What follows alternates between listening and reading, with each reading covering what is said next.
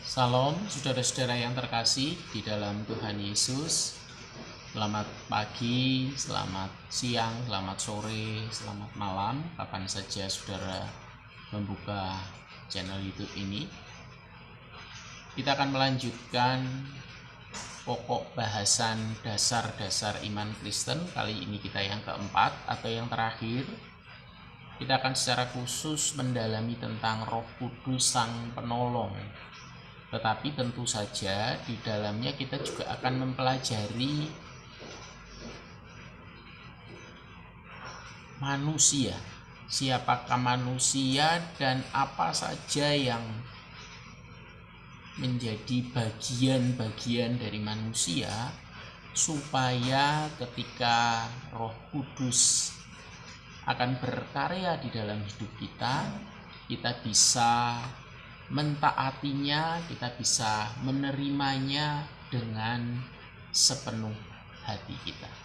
Saya mengajak kita berdoa dengan mengambil sikap tangan seperti ini, kaki disilangkan, menyentuh lantai secara langsung tanpa alas kaki. Mari kita berdoa. Bapa kami yang di sorga, dikuduskanlah namamu, datanglah kerajaanmu, jadilah kehendakmu di bumi seperti di dalam sorga. Berilah kami pada hari ini makanan kami yang secukupnya, dan ampunilah kesalahan kami, seperti kami juga mengampuni orang yang bersalah kepada kami. Janganlah membiarkan kami masuk ke dalam pencobaan, tetapi bebaskanlah kami dari segala yang jahat, karena Engkaulah yang mempunyai kerajaan dan kuasa dan kemuliaan sampai selama-lamanya. Bapa, saat ini kami mengarahkan hati pada Allah untuk menerima kasih Allah yang sempurna. Kami menyerahkan otoritas diri pada kebenaran firman Allah. Hari ini kami membuka diri untuk memiliki hidup berkelimpahan yang tidak terikat, tidak terbatas dari Allah yang hidup. Hari ini kami menerima segala berkat Allah, kesembuhan, kuasa dan mujizat, serta seluruh kepenuhan kekayaan Kristus. Kami menyerahkan hidup untuk dibentuk semakin serupa dengan Kristus setiap hari. Hari ini kami mendeklarasikan bahwa kami lahir secitra, segambar dengan Allah. Kami lahir untuk mewujudkan kehadiran Allah di dunia ini. Kami adalah kekasih Allah, kami adalah hamba Allah, dan kami adalah pemegang mandat Allah dalam nama Tuhan Yesus. Amin. Saudara-saudara yang terkasih, ketika kita bicara tentang manusia itu terdiri dari dua bagian, yaitu fisik, yaitu tubuh, dan non-fisik. Fisik ini kelihatan karena ini berupa materi, kemudian non-fisik itu non-materi. Di dalamnya ada jiwa dan ada roh. Jadi kalau kita pisah-pisahkan, ada roh, ada jiwa, dan ada tubuh. Saudara-saudara, yang paling menarik adalah perumpamaan atau pernyataan bahwa tubuh kita adalah bait Allah yang disampaikan di 1 Korintus oleh Rasul Paulus untuk menjelaskan manusia ini. Jadi tubuh kita adalah bait Allah. Kalau kita lihat bait Allah itu terdiri dari 3 bagian. Yang pertama halaman bait Allah, yang kedua adalah ruang kudus, yang ketiga adalah ruang maha kudus. Halaman ini siapa saja boleh mengakses. Ruang kudus ini hanya untuk para imam, dan ruang maha kudus ini di mana tabut Allah diberikan. Tabut Allah ditaruh di sini dan hanya imam yang tertinggi yang boleh masuk, dan hanya 1 tahun sekali. Dan imam yang masuk ke sini, imam besar yang masuk ke sini akan diikat pinggangnya dengan tali, karena tidak ada seorang pun yang bisa masuk ke sini. Semua ini ditutup dengan tirai yang sangat tebal, sehingga apabila Tuhan tidak berkenan, maka imam itu akan mati dan tidak ada seorang pun yang bisa masuk, sehingga melalui tali yang diikatkan di pinggangnya, dia akan ditarik keluar. Saudara-saudara, perumpamaan ini atau gambaran ini menjelaskan siapakah manusia, karena halaman itu identik dengan tubuh manusia, sesuatu yang sangat mudah terakses oleh siapa saja. Tetapi ruang kudus adalah jiwa manusia. Hanya orang-orang khusus saja yang bisa mengakses jiwa manusia. Kemudian ruang maha kudus adalah roh di mana tabut Allah ada. Sehingga di mana Allah hadir di dalam diri kita, meskipun dikatakan bahwa tubuh kita adalah bait Allah, benar tubuh kita adalah bait Allah, tetapi Allah tinggal di tempat terdalam dalam kehidupan manusia. Saudara-saudara yang terkasih, sehingga kita bisa menyimpulkan bahwa manusia itu terdiri dari roh, jiwa, dan tubuh. Saudara-saudara, ini tertulis di 1 Tesalonika 5 ayat 23, juga bisa dilihat dari Kejadian 2 ayat 17, serta Bilangan 16 ayat 22. Saudara-saudara, saya tidak ingin mendebatkan tentang trikotomi atau dikotomi, tetapi di dalam dua hal itu pun diyakini bahwa ada roh manusia, ada jiwa manusia, dan ada tubuh manusia. Nah, bagaimana memposisikannya itu saja yang menjadi perdebatan. Nah, itu saya ingin mencoba menjelaskan dengan apa yang saya coba sebagai pemahaman pribadi dengan beberapa referensi yang saya miliki. Saya ingin menjelaskan bahwa manusia terdiri dari roh, jiwa, dan tubuh. Walaupun manusia diciptakan dari debu tanah yang menjadi tubuhnya, itu hanya seperti boneka. Tetapi ketika nafas Allah yang dihembuskan dari lubang hidungnya, ini menyebabkan debu tanah itu menjadi hidup. Ini menarik sekali. Sehingga kita bisa menyimpulkan bahwa esensi kehidupan manusia itu bukan debu tanah, bukan tubuhnya, tetapi nafas Allah, dan nafas Allah itu adalah roh, ruah. Saudara-saudara, kemudian apa yang terjadi ketika nafas Allah menghidupkan, maka timbullah the living soul, jiwa manusia yang merupakan campuran dari debu dan nafas Allah yang membentuk personality, yang membentuk kepribadian, yang membentuk identitas setiap pribadi manusia adalah jiwa manusia. Jelas, karena debu tanah, unsur-unsur tubuh semua manusia memiliki yang sama, tetapi jiwalah yang menentukan apakah manusia itu memiliki perilaku yang baik atau jahat dan seterusnya, serta roh Allah lah yang memberikan hidup. Saudara-saudara yang terkasih, kemudian ketika manusia jatuh ke dalam dosa, kita sudah mendiskusikan dalam pembahasan dasar iman Kristen sebelumnya, terjadilah persekutuan dengan Allah itu rusak, sehingga roh manusia mati atau kehilangan kapasitas untuk bisa bersekutu dengan Allah. Jadi ketika manusia masih menghidupi nafas Allah sebagai satu-satunya sumber inspirasi, kemudian juga pengetahuan tentang hal yang baik dan yang jahat itu, maka manusia masih bisa bersekutu dengan Allah dengan leluasa. Itu terjadi pada saat manusia sebelum jatuh ke dalam dosa. Tetapi ketika manusia jatuh ke dalam dosa, yang terjadi adalah roh manusia menjadi beku, menjadi mati, menjadi kehilangan kapasitasnya. Sehingga apa yang terjadi? Yang terjadi adalah manusia kemudian hidup hanya oleh kapasitas jiwanya. Karena roh Allah sudah meninggalkan persekutuan dengan roh manusia. Sehingga sejak Adam jatuh ke dalam dosa sampai Pentakosta, tidak pernah ada roh Allah yang tinggal di dalam diri manusia. Roh Allah bisa menghinggapi, tetapi sewaktu-waktu bisa pergi, tetapi tidak tinggal tetap di dalam diri manusia. Ini yang menjelaskan kenapa manusia akhirnya hidup oleh kapasitas jiwanya saja. Meski beberapa orang dipilih Tuhan untuk menerima roh Allah di dalam dirinya, seperti Daud, seperti Saul, dan seterusnya. Saudara-saudara, kalau jiwa menjadi penguasa, maka manusia yang berdosa itu seolah-olah hidupnya menyelubungi roh yang ada di dalam dirinya. Sehingga jiwa itu seolah-olah menyatu dengan roh. Karena itu pemahaman ketika manusia terdiri dari hanya tubuh, jiwa, dan roh, itu memang benar, memang keadaannya memang begitu. Karena apa? Jiwa dan rohnya menyatu. Menyatu artinya tidak ada roh Allah di dalam roh manusia karena diselubungi oleh kekuatan jiwa. Orang sering mengatakan ini sebagai ego.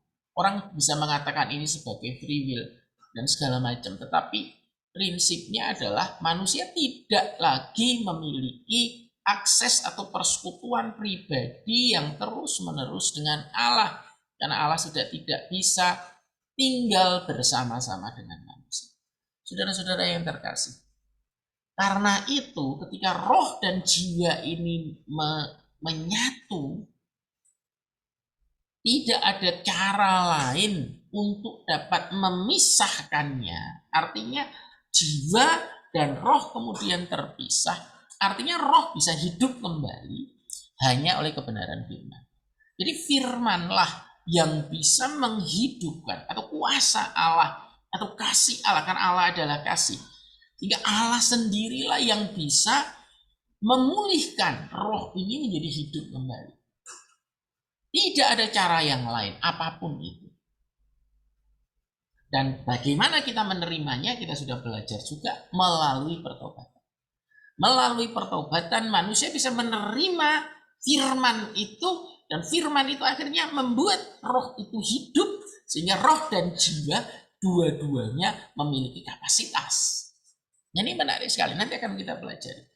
Sehingga ketika kita menerima karya Kristus melalui pertobatan, maka kemudian Kristus telah mengutus Roh Kudus menjadi penolong yang akan menyertai. Ini hal yang terjadi sekaligus. Saudara-saudara, ini tidak bertentangan dengan keyakinan dari teman-teman yang mengatakan baptisan roh dan seterusnya. Baptisan roh itu terjadi bukan dari luar, tetapi dari bagaimana roh yang sudah diberikan melalui pertobatan itu kemudian bergerak dengan leluasa karena kita berserah kepadanya sehingga kita mendapatkan urapan. Saudara-saudara yang terkasih, karena begitu kita bertobat, Tuhan tahu bahwa perjalanan hidup kita itu tidak mudah, sangat sulit, sangat berat. Karena itu Tuhan tidak membiarkan kita yatim piatu dengan mengutus Roh Kudus untuk tinggal di dalam diri kita. Jadi Roh Kudus benar-benar menyatu seketika ketika kita bertobat. Saudara-saudara yang terkasih, mewujudkan kehidupan Kristus adalah sesuatu kemustahilan ketika itu berasal dari diri kita.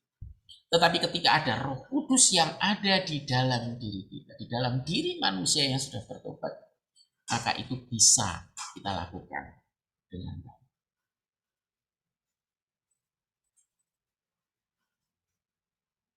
Saudara-saudara yang terkasih, hal pertama yang ingin saya jelaskan adalah bagaimana kita mengetahui komposisi manusia. Ada 3 bagian. Saya tidak akan membahas tentang tubuh. Nah, saya kira itu relatif agak lebih mudah. Saya akan membahas tentang hati, roh, dan jiwa manusia. Saudara-saudara yang terkasih, bahwa mengasihi Allah itu tidak bisa kita lakukan di luar hati kita. Ini jelas. Karena itu hukum kasih, kasihilah Tuhan Allahmu dengan segenap hatimu. Karena memang hati ini adalah awal dari bagaimana kita bisa mengasihi Allah. Dalam bahasa Inggris itu heart, dalam bahasa Ibrani itu lebab, dalam bahasa Yunani itu kardia. Yang kira-kira memiliki arti sesuatu yang tertutup dan menjadi pusat. Jadi sesuatu di dalam diri manusia yang paling dasar, saya selalu mengatakan yang terdalam dalam diri manusia, yang menjadi pusat kehidupan. Jadi sebetulnya kehidupan itu mengalir. Kehidupan itu ditentukan oleh apa yang ada di dalam hati. Karena itu Tuhan mengatakan bahwa apa yang kita lakukan itu meluap dari hati. Nah, saudara-saudara, yang menarik adalah nanti akan kita pelajari. Hati itu memiliki bagian 4 bagian. Yang pertama adalah nurani, yang kedua adalah pikiran, yang ketiga adalah emosi, dan yang terakhir adalah kehendak. Nah, kalau demikian, manusia, hati manusia itu terdiri dari nurani dan jiwa, karena jiwa itu adalah pikiran, emosi atau perasaan, dan kehendak. Sehingga nurani dan jiwa itu menyatu membentuk hati. Nah, saudara-saudara yang tertarik, yang menarik adalah nurani itu bukan jiwa, tetapi nurani itu adalah bagian dari roh. Bagian pertama dari roh. Saya sering mengatakan bagian utama dari roh, karena melalui nurani kemudian regenerasi roh itu bergerak. Nanti akan kita jelaskan. Jadi tanpa nurani yang tersentuh lebih dahulu, maka kehidupan di dalam roh itu tidak akan berjalan. Nah, saudara-saudara, di dalam roh sendiri nanti juga akan kita pelajari terdiri dari 3 bagian. Pertama tadi nurani, kedua persekutuan, yang ketiga itu intuisi. Nah, kita akan melihat bagian roh dulu pertama-tama. Saudara-saudara, roh manusia itu terdiri dari nurani. Kenapa? Kalau kita baca di Roma 9 ayat 1 dan Roma 8 ayat 16, di situ jelaskan bahwa nurani itu menentukan benar dan salah dalam kehidupan. Kemudian dijelaskan juga nurani itu menjadi saksi dalam Roh Kudus. Dan kita tahu bahwa Roh Kudus bersaksi bersama-sama dengan roh kita. Saudara-saudara, Paulus juga di dalam rohnya menjatuhkan hukuman di 1 Korintus 5 ayat 3. Ini menarik sekali. Meskipun Paulus secara fisik tidak hadir di sana, tetapi rohnya bisa menjatuhkan hukuman. Kemudian pemazmur di Mazmur 34 ayat 18 dikatakan, pemazmur mengatakan tentang roh yang benar. Bagaimana roh yang benar itu bisa menerima lawatan Tuhan. Sudah di Ulangan 2 ayat 30 dijelaskan tentang hati yang bisa mengeras.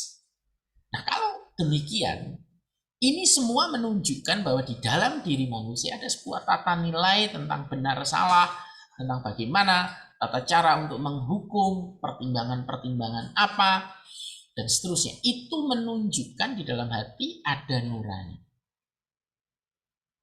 Itu yang pertama, jelas. Jadi hati, maksud saya roh unsurnya adalah nurani.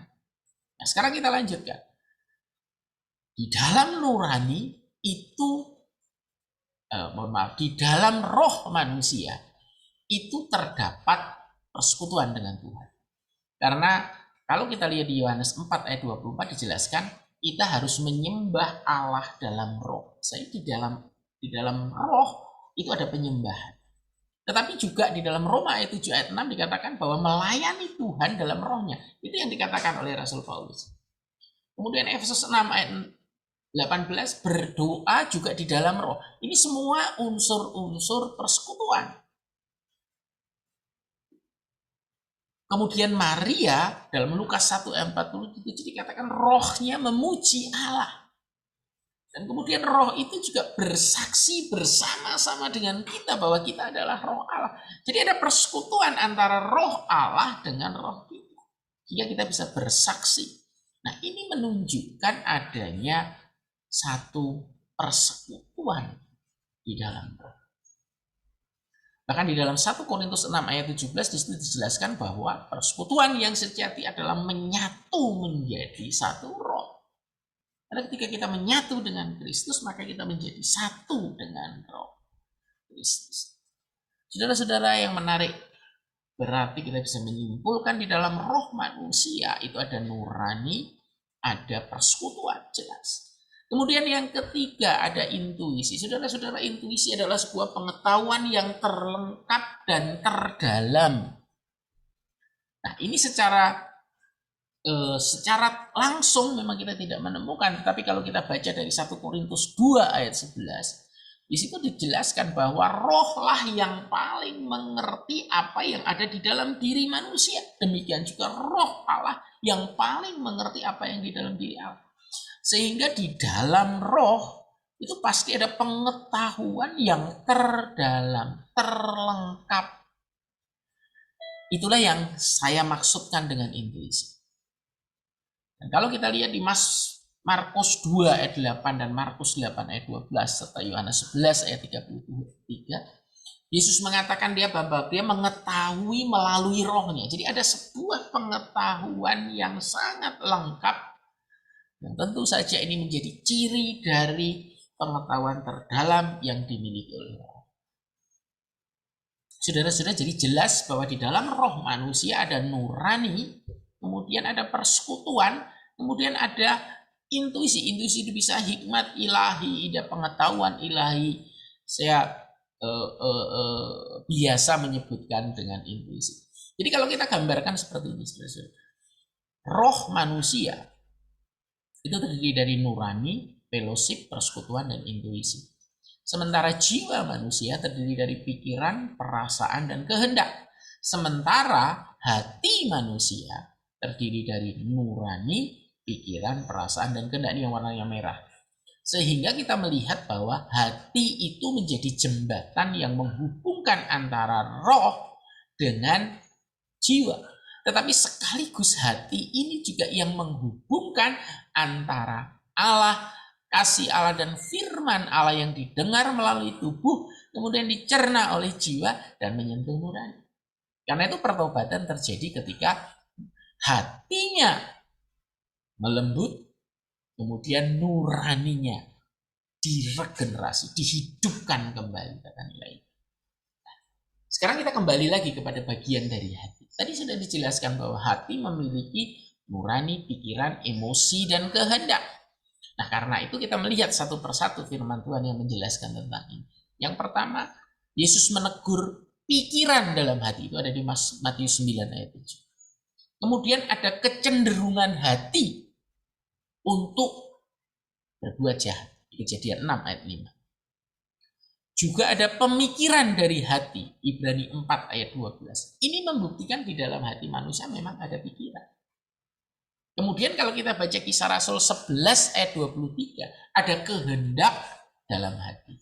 Kemudian ada keinginan dalam hati, Ibrani 4 ayat 12. Tetapi juga ada emosi. Jadi jelas di dalam hati ada kehendak, tetapi juga ada emosi dari hati.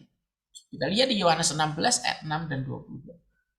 Kemudian kalau kita lihat nurani dalam hati itu dijelaskan dalam Ibrani 10 ayat 22. Juga hati kita mengetahui segala sesuatu, 1 Yohanes 3 ayat 2. Tadi saya jelaskan. Sesuatu yang paling dalam di dalam diri manusia. Pengetahuan segala sesuatu, mengetahui segala sesuatu. Sehingga melalui nurani kita bisa memahami dan mengerti apa yang menjadi standar kehidupan kita, apa yang menjadi referensi dari kehidupan. Saudara-saudara yang terkasih, sehingga mengasihi dengan segenap hati, dimaksud dalam hukum kasih, kita akan memiliki unsur nurani. Itu yang pertama. Itu adalah bagian roh. Yang kedua, memiliki unsur jiwa. Sehingga bisa diartikan mengasihi dengan segenap hati adalah mengasihi dengan unsur terdalam dari diri manusia. Karena itu ketika terjadi pertobatan, sentuhan kasih firman dan kuasa Allah itu akan membelah, akan memisahkan antara roh dan jiwa melalui hati. Hati itu yang tersentuh pasti pendengaran kita, mungkin penglihatan kita, perasaan kita, kemudian masuk ke dalam jiwa. Tetapi harus sampai kedalaman nurani, kedalaman roh kita. Karena kalau hanya jiwa itu belum hati. Hati itu jiwa dan nurani. Karena itu ketika nurani kita tersentuh, maka kita akan merasakan ketidaklayakan. Karena standar kita dibandingkan dengan standar Allah itu jomplang, itu sama sekali tidak sama. Sehingga kita merasa begitu dalamnya kasih Allah. Itulah pertobatan. Ketika kita benar-benar melihat ketidaklayakan. Saudara-saudara, sehingga melalui menerima kasih di dalam hati, maka hati kita akan dihidupkan. Ketika nurani hidup, nurani dibangkitkan, kemudian dia akan menjalani, nanti akan kita jelaskan, membuat manusia bisa menikmati persekutuan. Dan dalam persekutuan dengan Allah, maka hikmat ilahi, intuisi ilahi itu bisa kita terima. Nah, saudara-saudara yang terkasih, kita juga akan membicarakan tentang jiwa. Jiwa itu soul, bahasa Inggrisnya nefes, bahasa Ibrani dan suke, bahasa Yunani. Itu kira-kira berarti nafas yang berjalan secara tenang dan otomatis sebagai tanda kehidupan. Saudara-saudara, jiwa selalu dipakai untuk menggambarkan bagian manusia yang lebih rendah dari hati. Ini perlu kita pahami. Karena hati adalah bagian yang tertinggi. Suke dalam Alkitab jelas memiliki pikiran, perasaan atau emosi dan kehendak. Jiwa kita memiliki pengetahuan. Amsal 2 ayat 10, Amsal 19 ayat 2, Amsal 24 ayat 14. Jiwa kita berpikir, Mazmur 139 ayat 14. Jiwa kita juga mempertimbangkan, Mazmur 13 ayat 2. Jiwa juga mengingat, Ratapan 3 ayat 20. Jiwa juga berpengetahuan, berpikir, mempertimbangkan, mengingat. Itu adalah aktivitas pikiran. Kemudian jiwa juga memilih, ayat 7 ayat 15. Jiwa juga menolak, ayat 6 ayat 7. Jiwa mengarahkan diri pada Tuhan. Tawari 2 ayat 19. Jiwa mengucapkan janji begitu saja. Dia blind his soul, bilangan 30. Daud berdoa agar dirinya tidak diserahkan pada keinginan musuh. Mazmur 27 ayat 12 dan Mazmur 41. Jadi jiwa memilih, menolak, mengarahkan diri, tidak membiarkan diri diserahkan pada keinginan musuh.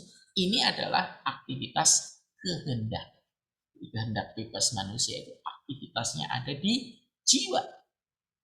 Tetapi kita juga memahami bahwa jiwa mengungkapkan kasih, Samuel 19 ayat 1. Kidung Agung 1 ayat 7, Mazmur 42 ayat 1. Juga jiwa mengungkapkan kebencian, 2 Samuel 5 ayat 8, Mazmur 107 ayat 18, Yeskiel 36 ayat 5. Juga sukacita, Yesaya 61 ayat 10, Mazmur 86 ayat 4. Juga kesedihan, 1 Samuel 30 ayat 6, Hakim-Hakim 10 ayat 16.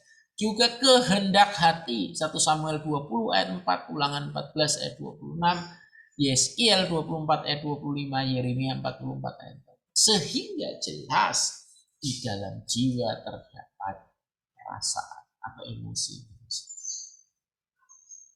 Saudara-saudara yang terkasih, pilihan hidup kita harus dilakukan untuk menghidupi keselarasan sebagaimana manusia Allah, seperti yang tertulis di 1 Timotius 6 ayat 11. Sehingga implikasi kasih dalam perilaku emosi kita juga dijelaskan dalam 1 Korintus 13. Jadi mengasihi dengan segenap jiwa itu berimplikasi pada perubahan identitas diri kita menjadi penuh dengan kasih Allah. Sehingga dengan jiwa yang penuh dengan kasih Allah, maka keluar dari hidup kita hanyalah aliran kasih Allah. Sehingga dari mengasihi melalui hati, kemudian dia akan menghidupkan roh kita dalam persekutuan, dalam intuisi, kemudian dia juga akan mengalir dari hati itu memenuhi jiwa kita. Saudara-saudara, kemudian kita akan mendiskusikan tentang Roh Kudus. Saudara-saudara, menarik sekali bahwa Roh Kudus itu tinggal. Pertama kali ketika Maria ditemui oleh malaikat, maka Roh Allah akan tinggal di dalam engkau. Jadi Roh Kudus masuk ke dalam diri Bunda Maria. Sehingga kemudian di dalam diri Bunda Maria berkembanglah benih ilahi menjadi Kristus. Karena itu Kristus mendapatkan tubuh kemanusiaannya dari Bunda Maria. Tetapi Kristus adalah Allah sendiri. Ini menarik sekali. Karena itu di dalam Kristus ada tubuh manusia yang memang berasal dari manusia, tetapi Kristus adalah Allah. Karena di dalam diri Allah ada roh kebenaran, ada roh Allah. yang tentu saja kapasitasnya adalah penuh. Karena Kristus adalah Allah sendiri. Mungkin di dalam diri Kristus ada dua unsur yang menyatu. Ada kemanunggalan antara Allah dengan manusia. Ini terjadi dengan sempurna hanya satu kali di bumi ini, yaitu di dalam diri Kristus. Tetapi apa yang terjadi, saudara-saudara, ketika Kristus disalibkan? Ketika Kristus disalibkan, tubuhnya sekali lagi, tubuh yang didapat dari Maria itu mati sebagai sarana untuk menebus dosa. Tetapi apa yang terjadi dengan keilahiannya? Saudara-saudara kalian, Roh Allah, Roh Kristus, firman tidak bisa mati. Karena itu meski tubuhnya mati, tetapi keilahiannya tetap hidup. Dan yang menarik adalah kemudian ketika Kristus bangkit dengan tubuh kemuliaan, maka seolah-olah Kristus kembali lagi dengan tubuhnya yang berasal dari Maria, tetapi yang sudah dirubah menjadi tubuh kemuliaan itu. Kemudian Kristus mengutus Roh Kudus. Nah, ini menarik sekali. Roh Kudus inilah yang kemudian memenuhi atau tinggal diam di dalam hati, di dalam roh. Tadi sudah dijelaskan di atas dari para murid. Kalau demikian, sekarang para murid bisa memiliki kehidupan seperti Kristus, yaitu memiliki tubuh kemanusiaan dan memiliki keilahian di dalam diri. Tetapi bedanya adalah Kristus tidak memiliki dosa, tetapi manusia hidup di dalam dosa, tetapi di dalam dirinya sudah ada Roh Allah. Ini menarik sekali. Nah, kita pelajari, saudara-saudara. Roh Kudus itu dijelaskan seperti apa? Kalau kita lihat di Yohanes 16 ayat 13 dan 14. Di situ dijelaskan bahwa tetapi apabila ia datang, yaitu Roh kebenaran, ia akan memimpin kamu ke dalam setiap kebenaran, sebab ia tidak akan berkata-kata dari dirinya sendiri, tetapi segala sesuatu yang didengarnya, itulah yang akan dikatakannya, dan ia akan memberitakan kepadamu hal-hal yang akan datang. Kemudian ia akan memuliakan aku, memuliakan Kristus, sebab ia akan memberitakan kepadamu apa yang diterimanya daripadaku. Jadi Roh Kudus itu akan menyampaikan apa yang didengarnya. Dia juga akan menyampaikan hal-hal yang akan datang. Tetapi ia juga akan memuliakan Kristus. Karena yang diberitakan adalah apa yang diterima dari Kristus. Kemudian yang kedua di Efesus 4 ayat 30. Janganlah kamu mendukakan Roh Kudus Allah yang telah memeteraikan kamu menjelang hari penyelamatan. Memeteraikan kamu. Ada sebuah segel. Kita harus menghargai dan menghormati dengan penuh kekuatan kita. Roma 15 ayat 30. Tetapi demi Kristus Tuhan kita dan demi kasih Roh, aku menasihatkan kamu, saudara-saudara, untuk bergumul bersama-sama dengan aku dalam doa kepada Allah untuk aku. Jadi ada kasih Roh. Jadi di dalam Roh Kudus ada kasih. Kemudian demikian juga Roh membantu kita dalam kelemahan kita, sebab kita tidak tahu bagaimana sebenarnya harus berdoa, tetapi Roh sendiri berdoa untuk kita kepada Allah dengan keluhan-keluhan yang tidak terucapkan. Itu di Roma 8 ayat 28. Jadi ketika ada di dalam diri manusia, Roh Kudus itu juga membantu kita dalam kelemahan kita. Karena apa? Tadi jelas Roh Kudus itu tinggal di dalam manusia yang berdosa, sehingga di dalam diri manusia memiliki potensi kelemahan yang begitu besar. Sehingga saudara-saudara yang terkasih, Roh Kudus adalah Allah Tritunggal. Bapa, Putra, dan Roh Kudus. Tetapi Roh Kudus adalah pribadi yang memiliki perasaan, memiliki kehendak, memiliki keinginan untuk membimbing, menuntun. Roh Kudus diam dalam diri orang percaya. Itu kira-kira penjelasan beberapa tentang Roh Kudus. Nanti akan kita lihat lebih jauh lagi. Sehingga kalau kita lihat apa yang dikerjakan, apa yang dinyatakan, apa yang dilakukan oleh Roh Kudus, kita lihat melalui gambar yang sederhana berikut ini. Yang pertama, Roh Kudus menuntun orang untuk bisa memiliki hati yang lembut dan menerima firman.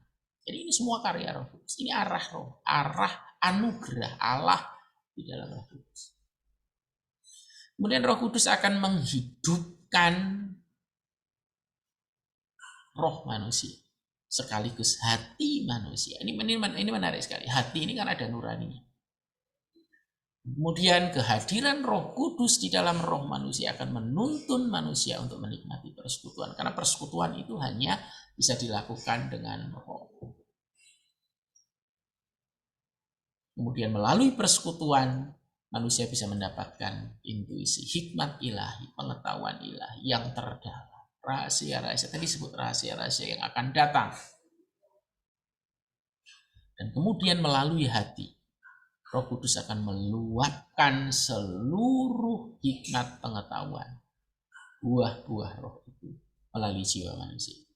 Jika pikiran manusia dipenuhi oleh apa yang dipikirkan oleh Roh Kudus, perasaan manusia dipenuhi oleh apa yang dipikirkan Roh Kudus, dan kehendak manusia, free will manusia akan dipenuhi oleh kehendak Allah. Dan kemudian dia akan mengalir keluar, menguasai itu. Kemudian tubuh yang dipersembahkan akan mengalir keluar melalui perilaku, tutur kata, pelayanan, dan tindakan kita. Jadi ada 3 hal.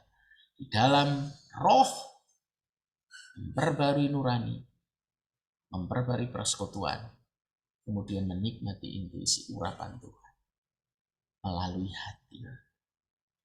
Kemudian akan merubah, mentransformasi jiwa, kemudian akan mendisiplinkan tubuh. Dalam gambar yang berbeda, sedikit berbeda, seperti ini, saudara-saudara. Ketika roh Allah ada di dalam diri kita dan kita membuka diri melalui hati, maka roh Allah akan keluar kuasanya, memperbarui pikiran, perasaan, dan kehendak kita, sehingga ini akan menginspirasi tubuh kita melakukan perkara-perkara yang dikehendaki oleh Allah.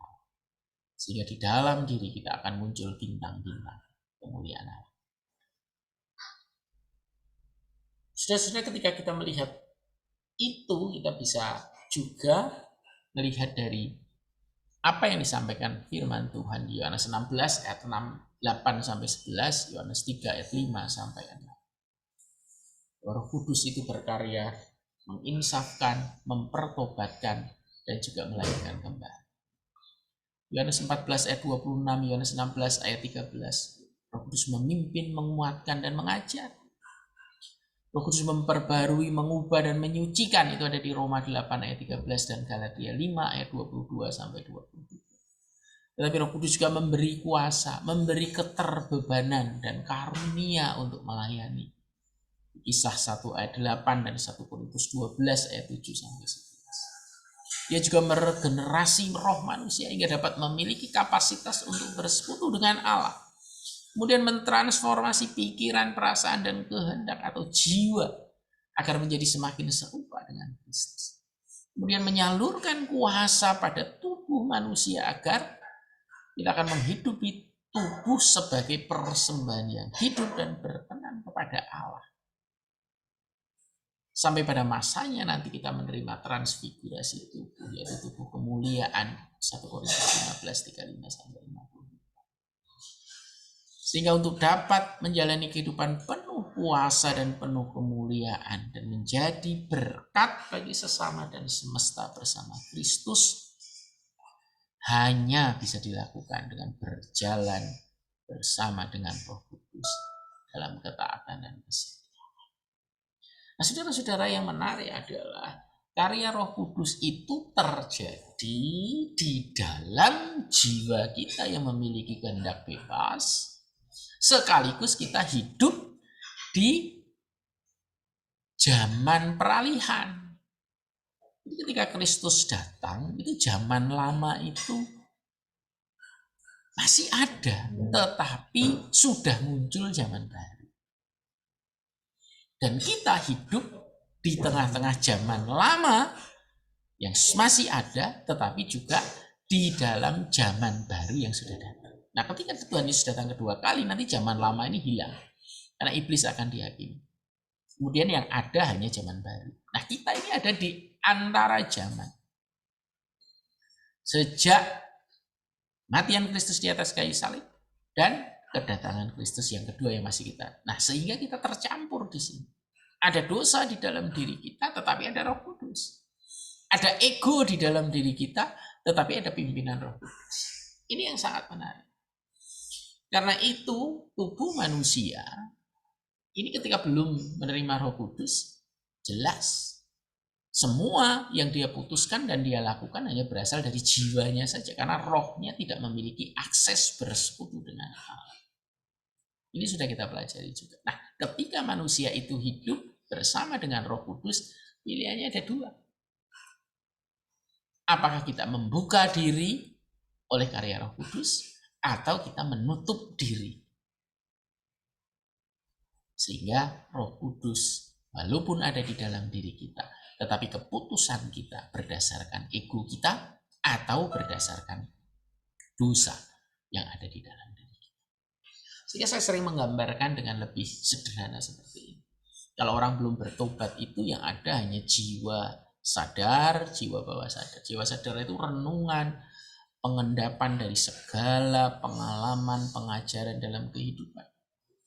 Sehingga ketika ada stimulasi dari luar melalui tubuh kita, akan diolah oleh jiwa sadar kita, kemudian akan direfleksikan dengan program-program yang ada di dalam jiwa bawah sadar kita. Dan Roh Kudus tidak ada. Sehingga hanya berasal dari manusia, berasal dari daging, perilakunya. Apapun itu, siapapun. Nah, kemudian mereka yang sudah memiliki Roh Kudus, sudah ada dua kemungkinan. Yang pertama adalah ketika ada stimulasi dikelola oleh jiwa sadar, kemudian jiwa bawah sadar.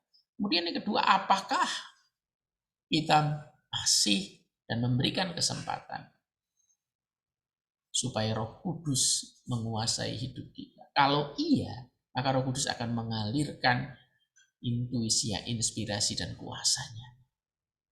Sehingga stimulasinya akan direspon dengan apa yang dikehendaki. Tetapi kalau tidak, maka tetap yang merespon adalah jiwa sadar dan jiwa bawah sadar. Nah, kalau kita dengan taat dan setia dan terus-menerus menjaga hati kita, terus menikmati persekutuan dan intuisi dari Allah, maka yang terjadi adalah seperti ini. Ini yang paling ideal. Ini yang harus kita kejar. Sehingga akhirnya apa yang terjadi? Kehendak kita, pikiran kita, emosi kita akan diwarnai dengan penuh oleh Roh Allah. Sehingga ketika ada stimulasi dari lingkungan melalui tubuh kita, akan direspon dengan kehendak Allah.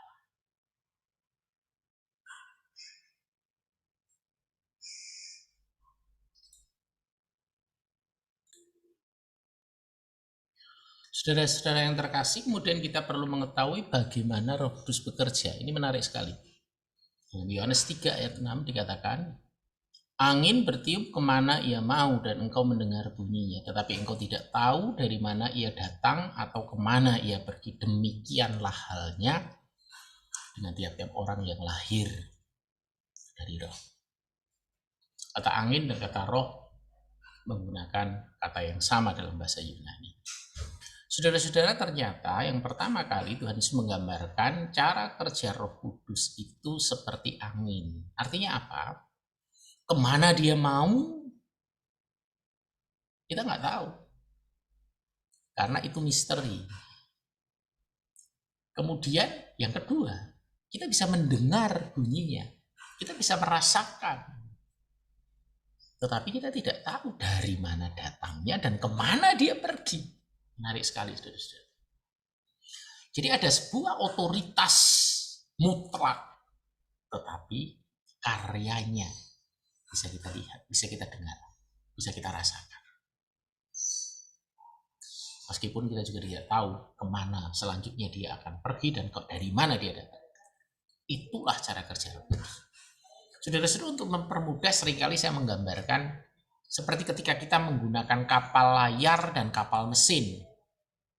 Saudara, kalau kita pakai kapal mesin, kita tinggal ngegas, tinggal mengendalikan kemudi, maka melalui mesin dari kapal itu sendiri dia bisa jalan kemanapun juga. Jadi otoritasnya pada kapal itu sendiri. Beda sekali dengan kapal layar. Kapal layar adalah kapal yang hanya mempersiapkan layarnya, kemudian menunggu datangnya angin. Nah, ini yang menarik. Kemudian mengarahkan layar itu sesuai dengan arah anginnya. Sehingga tiupan anginlah yang menyebabkan kapal itu bisa bergerak. Dan itulah cara kerja Roh Kudus. Jadi tugas kita sebagaimana nelayan yang menggunakan kapal layar adalah menjalani kehidupan sedemikian rupa sehingga ketika kuasa lawatan Roh Kudus itu datang, yang bisa datang setiap waktu, dari mana saja, kapan saja, dan kita tidak tahu dari mana asalnya. Tetapi kemudian tercipta sebuah kesempatan Tuhan bisa memakai kita karena kita sudah mengarahkan dan mempersiapkan layar itu sedemikian. Tetapi yang harus kita ingat bahwa segala sesuatunya akan sepenuhnya bergantung pada Tuhan. Kemudian yang kedua, dalam Roma 8 ayat 20 dikatakan, kita tahu sekarang bahwa Allah turut bekerja dalam segala sesuatu untuk mendatangkan kebaikan bagi mereka yang mengasihi Dia, yaitu bagi mereka yang terpanggil sesuai dengan rencana Allah. Nah, saudara-saudara yang terkasih, kita bisa melihat, tadi kita tidak mengerti dari mana asalnya, datangnya lawatan Roh Kudus itu. Tetapi melalui firman Tuhan ini kita bisa tahu bahwa itu juga bisa terjadi melalui segala peristiwa apapun dalam hidup. Kita mendengar radio, kita membuka YouTube, kita membuka internet, kita mendengarkan khotbah di televisi dan seterusnya. Atau kita membaca firman langsung dari Alkitab, merenungkan dan seterusnya. Atau bahkan melalui tantangan-tantangan kehidupan sehari-hari. Atau di tengah-tengah bahkan keputusasaan. Itu bisa dipakai oleh Tuhan untuk membentuk kita semakin seru. Sejauh pada masa itu, pada saat itu, kita benar-benar mencari. Sebenarnya kalau demikian, pertumbuhan persekutuan dengan Roh Kudus itu sangat tergantung kepekaan kita dan kemauan kita untuk belajar dan berlatih merespon dengan tepat apa yang sedang Roh Kudus kerjakan dalam kehidupan kita, bahkan di sekitar kita, yang mempengaruhi hidup. Sekali lagi, persekutuan dengan Roh Kudus, karya Roh Kudus akan nyata di dalam diri kita ketika kita memiliki kepekaan, kemauan untuk belajar dan berlatih merespon dengan tepat bagaimana Roh Kudus itu sedang bekerja. Persis seperti nelayan yang mempersiapkan kapalnya sedemikian rupa mempersiapkan layarnya sedemikian rupa, menantikan lawatan. Dan ketika lawatan itu terjadi, arah layar itu sedemikian rupa. Apa yang dikerjakan Roh Kudus melalui segala peristiwa dalam hidup kita itu bisa digenapi dengan sempurna. Saudara-saudara, yang ketiga yang perlu kita ingat, bagaimana Roh Kudus bekerja. Yohanes 3 ayat 6. Apa yang dilahirkan dari daging adalah daging, dan apa yang dilahirkan dari roh adalah roh. Saudara-saudara yang terkasih, firman ini dengan sangat tegas mengatakan apapun yang dilahirkan. Jadi prosesnya adalah kelahiran. Kelahiran itu sesuatu proses yang tidak tiba-tiba lahir. Tetapi ada proses pembuahan, ada proses pematangan, baru kemudian dilahirkan. Saudara-saudara, apapun yang berasal dari daging itu tubuh kita, jiwa kita. Meski itu melalui proses pendalaman dan segala macam, perenungan segala macam, tetapi selagi tidak ada karya roh, dia tetap menjadi daging. Apa yang dilahirkan dari roh meskipun tidak sempurna dalam wujud pekerjaan dan karyanya, tetapi itu tetap roh. Kita harus membedakan benar. Karena itu usaha jiwa dan tubuh manusia untuk mendisiplinkan diri kita, untuk mengetatkan segala keinginan, bahkan untuk mematikan diri kita dengan usaha kita, itu tidak akan pernah melahirkan perkara-perkara rohani. Kekudusan Allah tidak akan pernah. Karena kekudusan itu hanya lahir melalui Roh Kudus. Timotius 4 ayat 8, Rasul Paulus mengingatkan kepada Timotius bahwa latihan badani terbatas gunanya, tetapi ibadah, nah perhatikan, ibadah itu berguna dalam segala hal karena mengandung janji, baik untuk hidup ini maupun untuk hidup yang akan datang. Sudah perhatikan, badani dan ibadah rohani, sesuatu yang lahir dari roh, itu bersifat kekal. Saudara-saudara yang terkasih, hanya yang mengalir dari Allah yang memiliki kapasitas sempurna dan kekal sekarang sampai selama-lamanya. Sehingga yang benar adalah mendisiplinkan menghidupi manusia roh, bukan mendisiplinkan menghidupi manusia daging kita. Sehingga sedemikian rupa kita menempatkan diri di hadapan Allah, agar Allah dapat bekerja leluasa di dalam diri kita. Apalagi roh Allah memang sudah diam di dalam diri kita. Jadi tidak ada alasan mencari Allah, itu hanya sejauh doa, sejauh komunikasi kita dengan Roh Kudus yang sudah ada di dalam diri kita. Bukankah kita ini adalah bait Allah? Tetapi masalahnya Allah diam di tempat yang terdalam dari diri kita, yang seringkali bahkan kita sendiri tidak kenal lagi. Nah, ini yang repot. Memahami bahwa roh manusia itu memiliki roh saja, itu masih diperdebatkan luar biasa. Orang meyakini bahwa segala sesuatu itu lewat pengetahuan, lewat pikiran, lewat otak. Benar, tetapi bukankah ada roh di dalam diri manusia? Alkitab dengan sangat tegas menjelaskan. Karena itu yang harus kita lakukan adalah bagaimana kita terus-menerus memiliki hati yang kagum, yang penuh syukur, tersungkur istilah saya.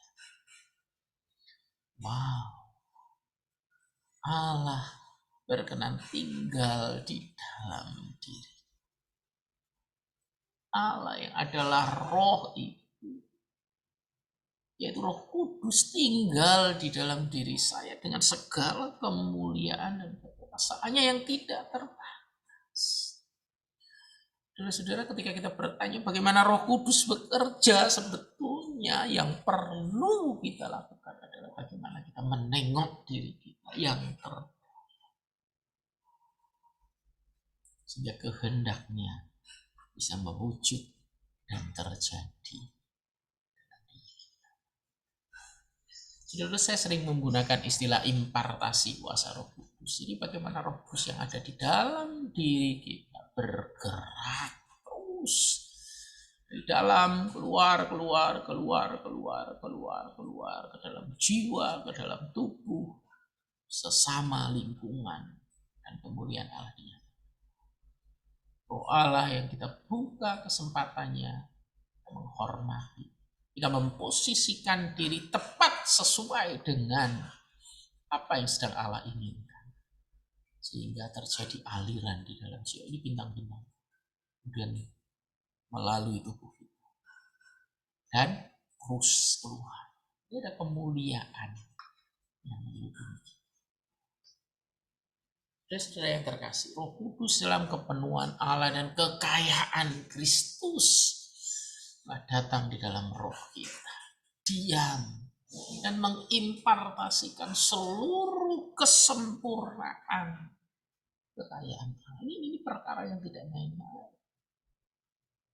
Terus saudara yang terkasih, saya ingin kembali menjelaskan tentang inti dari anugerah Allah, yaitu sebuah esensi dari bagaimana Allah bekerja yang sering saya sebut dengan tata laksana rumah tangga kerajaan Allah.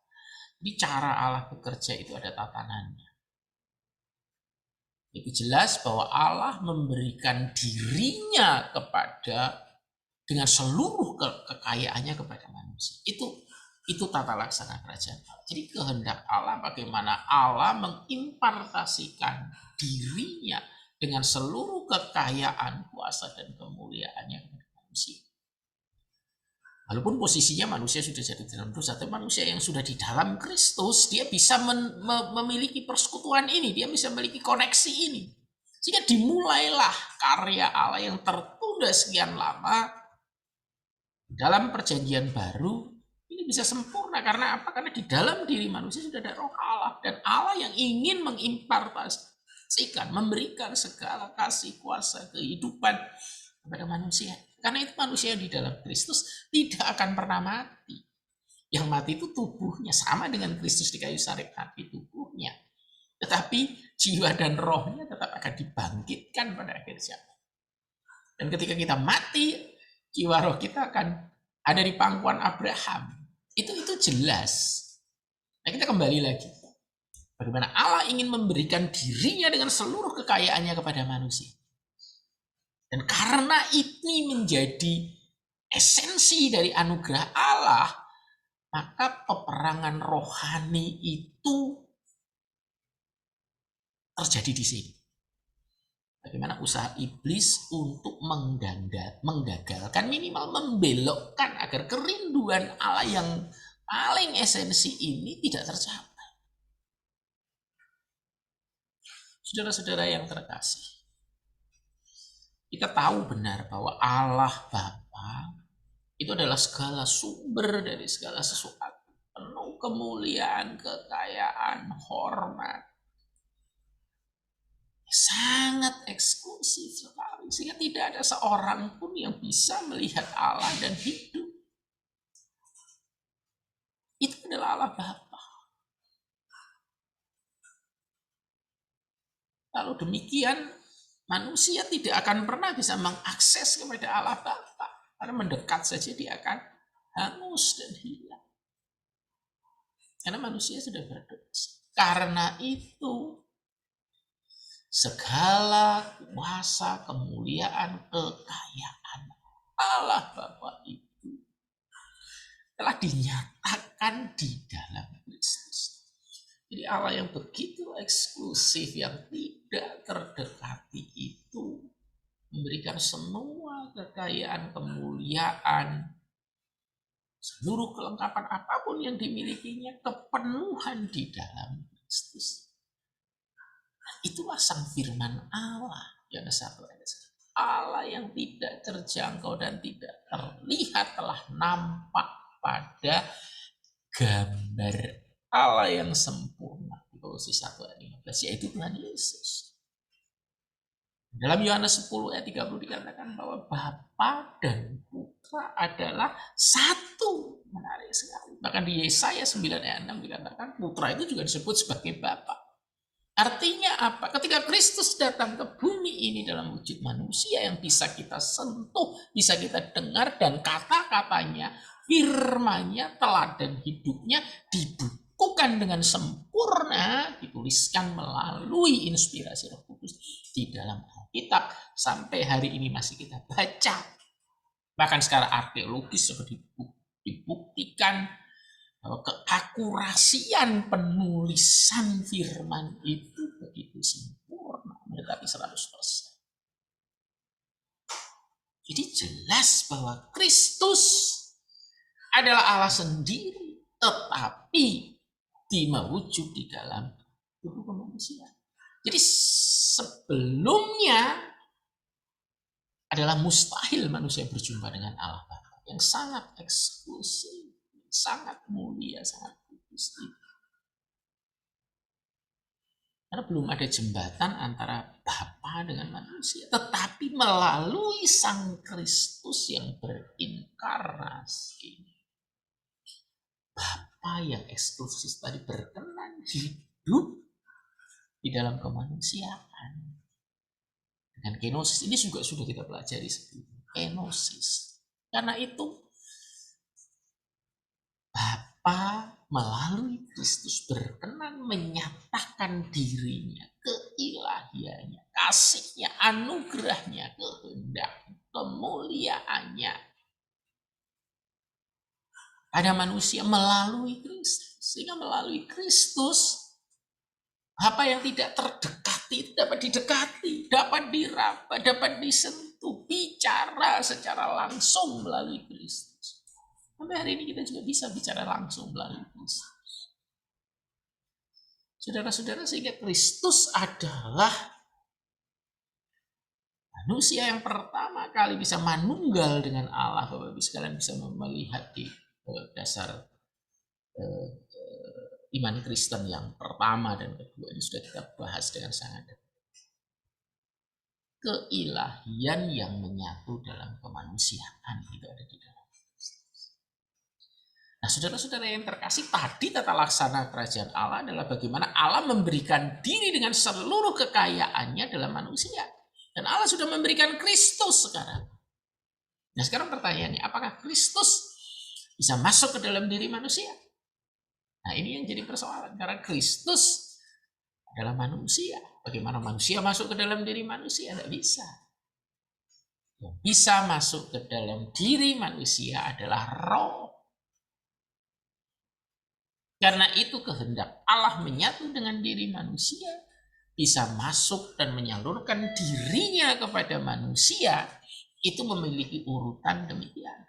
Bapa ada di dalam anak, dan anak di dalam Roh Kudus. Dan kemudian Roh Kudus itulah sudah memiliki sifat kemanusiaan sebagaimana yang sudah dialami, dijalani Kristus, yaitu kelengkapan dari seluruh kekayaan dan kemuliaan Allah yang dikaruniakan Kristus sekarang ada di dalam Roh Kudus.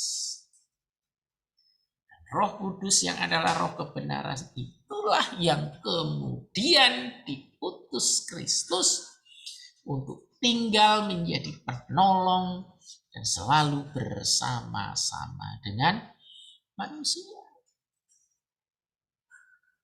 Saudara-saudara, dalam 1 Korintus 15 ayat 40 dijelaskan Kristus menjadi roh yang menghidupkan. Ini yang menarik sekali.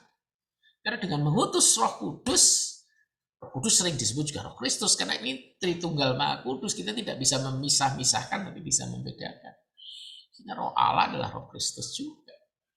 Itu yang kemudian tinggal di dalam diri kita. Sehingga apa yang menjadi tata cara dan kehendak tata cara kerajaan Allah yang merupakan esensi dari anugerah, bagaimana Allah ingin memberikan dirinya, mengimpartasikan seluruh kekayaan dan kemuliaan Bapa itu di dalam manusia melalui Kristus, kemudian melalui Roh Kudus. Sehingga sekarang di dalam diri manusia telah hadir kuasa Roh Kudus.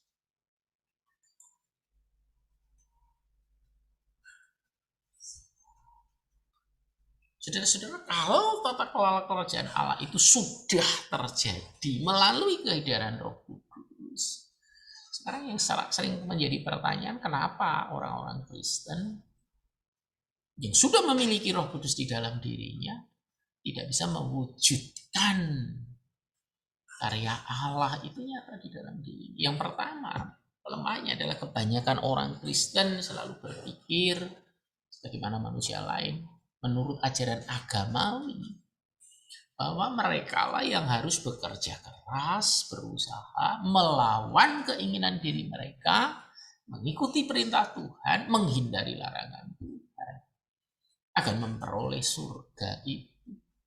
Dan surga itu diperoleh nanti. Saudara-saudara, ini sama sekali tidak ada benarnya sedikit pun dalam kekristenan.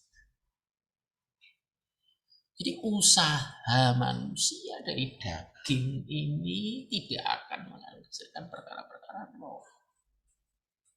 Lalu apa yang harus dilakukan? Yang dilakukan adalah memusatkan seluruh perhatian, kekuatan kita dan usaha kita untuk bersekutu dengan Allah di dalam roh kita, di mana Roh Kudus hadir di sana. Masuk ke ruang Maha Kudusnya, menjadi satu dengan Allah dalam segala hal, dan menikmati serta beristirahat dengan tenang, damai dalam hadirat Tuhan, meski di tengah-tengah pergumulan, kesulitan, dan tantangan. Saudara, saya tidak mengatakan kita tinggal di gunung terus bertapa, itu sama sekali tidak. Ini spiritualitas yang sesat, tidak sama dengan spiritualitas di dalam Kristus. Spiritualitas di dalam Kristus adalah tetap dalam hidup di dunia dengan tantangannya, tetapi kita menikmati di dalam roh kita istirahat yang penuh, tenang, damai. Karena apa? Karena kita menyatu dengan Allah.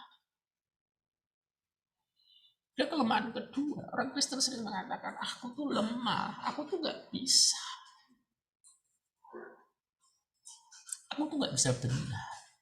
Nah, saudara-saudara yang terkasih, kembali lagi kita harus ingat, sumber kekuatan itu bukan dari diri kita, tetapi dari Roh Kudus. Dan dia sudah hadir di dalam roh kita, di dalam hati kita, kedalaman terdalam. Jadi pertanyaannya bukan aku lemah atau tidak lemahnya, karena kamu mesti nggak bisa. Tetapi apakah hidup kita adalah kehidupan di dalam roh yang mematikan jiwa? Karena sumber kegelisahan dan merasa lemah itu jiwa. Karena si jiwa mendapatkan pengalaman melalui tubuh. Tubuh sudah dikuasai oleh dosa. Jadi apapun yang masuk ke dalam tubuh, masuk ke dalam jiwa, itu sudah penuh dengan segala pertimbangan-pertimbangan dosa. Sehingga saudara-saudara terkasih, yang harus kita lakukan adalah melawan, mematikan segala yang kita pikirkan, kita rasakan, kita kehendaki. Dan hanya menyelaraskan, hanya menghidupi apa yang firman katakan, apa yang Roh Kudus sampaikan. Saya sering mengibaratkan begini, teman-teman. Kita tuh seperti radio penerima saja. Kita bukan broadcasternya, kita bukan studionya. Tapi kita cuma radio, kecil kita. Tapi kita memiliki kapasitas untuk tersambung dengan siaran itu. Entah itu radio, entah itu TV. Sehingga saudara-saudara, Allah Tritunggal Maha Kudus itu bisa tune in, bisa masuk, bisa kuasanya bekerja dengan sempurna. Karena roh Allah sudah ada di dalam diri kita. Sehingga kita terhubung dengan benar. Nah, kuncinya memang hati yang hancur, pertobatan yang terus menerus. Karena itu Tuhan mengatakan, sangkal diri, pikul salib, ikut aku. Jadi untuk ikut aku itu harus sangkal diri dulu. Kalau enggak sangkal diri, mau ikut Tuhan enggak mau ikut diri diri sendiri dan kepentingan diri sendiri. Dan ikut Tuhan itu kalau enggak pikul salib, setiap waktu kita menyadari penting dan bergantungnya kita kepada salib itu, kita juga enggak bisa apa-apa. itulah yang disebut menyelaraskan hidup kita dengan Roh Kudus. Masuk ke ruang kudus, menikmati kebaikan, tapi juga kemuliaan. Nah, bagaimana cara menikmati persekutuan dengan Allah? Nah, kita akan mulai melihat dengan detailnya. Yang pertama, kita bertobat, menjaga hati, memurnikan nurani, ya.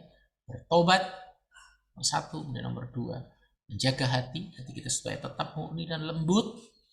Kemudian nurani kita terus kita murnikan. Kemudian persekutuan dengan Tuhan. Kemudian pengurapan, kita akan menerima intuisi. Kemudian transformasi jiwa, persembahan tubuh, maka kita bisa mewujudkan Kristus. Sudah kita akan mulai satu persatu. Bagaimana cara menikmati persekutuan dengan Allah?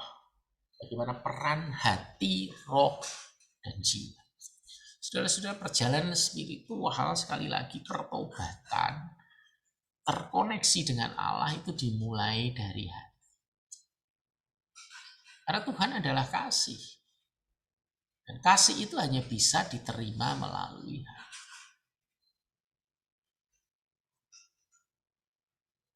Jadi kalau tidak memiliki kasih, kita tidak bisa memulai perjalanan spiritual. Karena itu hati kita harus senantiasa ada 4 hal yang harus kita ingat. Yang pertama, kita harus mengarahkan hati kita kepada Tuhan. Mengarahkan cinta kita kepada Tuhan. Yang kedua, kita harus mengarahkan hati kita. Ingat, hati itu ada nurani tetapi juga ada jiwa. Mengarahkan nurani dan jiwa kita pada firman Tuhan. Itu yang jadi standarnya. Itu yang jadi yang benarnya. Itu yang harus kita rasakan, itu yang harus kita kehendaki, yang harus kita pikirkan. Itulah yang menjadi nurani kita. Bukan yang lain, bukan apa yang saya pikir benar adalah benar, bukan, tapi apa yang firman katakan benar adalah benar. Kemudian yang ketiga, karena hati itu nurani adalah bagian roh yang menjadi tempat yang paling awal dari pertobatan, maka itu yang harus kita jaga.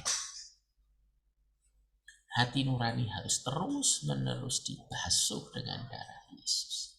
Dari nurani yang jahat. Jadi walaupun saudara-saudara kita sudah bertobat di dalam Kristus, seringkali input-input dari jiwa itu juga mengotori nurani kita. Lama-lama bisa kita tutup itu nurani yang dari Allah. Kita ganti dengan pertimbangan-pertimbangan kita sendiri. Kemudian yang terakhir, kita sudah dikaruniai hati yang baru. Karena itu kita terus memohon hati yang baru itu terus kita hidup.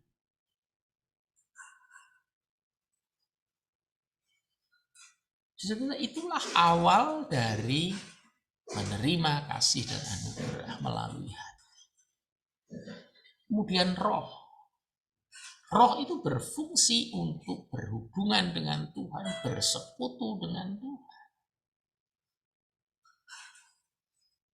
Kita sudah tahu bahwa karena dosa, roh itu frozen, kehilangan kapasitasnya untuk bersekutu dengan. Tetapi mereka yang sudah dilahirkan kembali di dalam Kristus, roh itu akan dihidupkan, diregenerasi.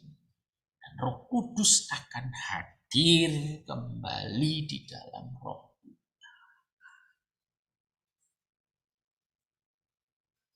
Saudara, sentuhan ilahi ini dengan menggunakan kata zoeo, yang berarti sebuah sentuhan yang diberikan atau diimpartasikan. Kita bisa lihat dari 2 Korintus 3 ayat 6, Roma 8 ayat 11, Efesus 2 ayat 1.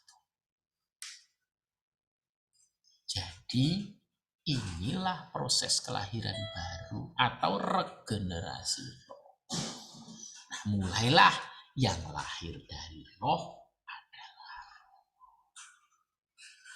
Jadi dengan Kristus yang ada di dalam diri kita, maka kita memiliki roh yang baru. Kalau rohnya baru, hatinya juga baru. Saudara-saudara, roh yang berfungsi bersekutu dengan Tuhan.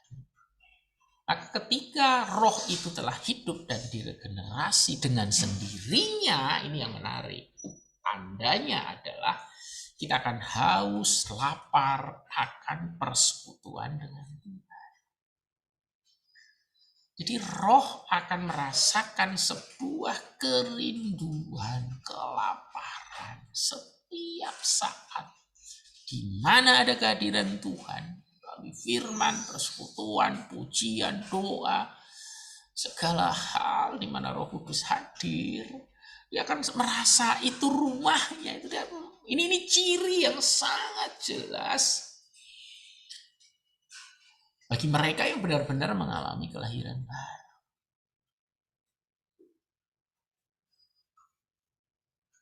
Saudara-saudara, kemudian peran jiwa.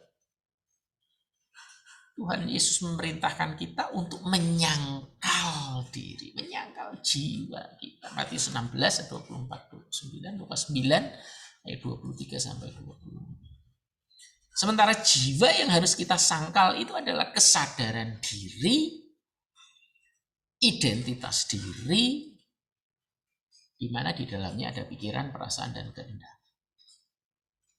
Itulah yang harus kita sangkal. Jadi pikiran, apa yang ada dalam pikiran kita, perasaan kita, kehendak kita, itu yang harus disangkal. Itu yang harus dilakukan oleh jiwa. Yang kedua, jiwa harus mengalami pembaharuan. 1 Petrus 1 ayat 22.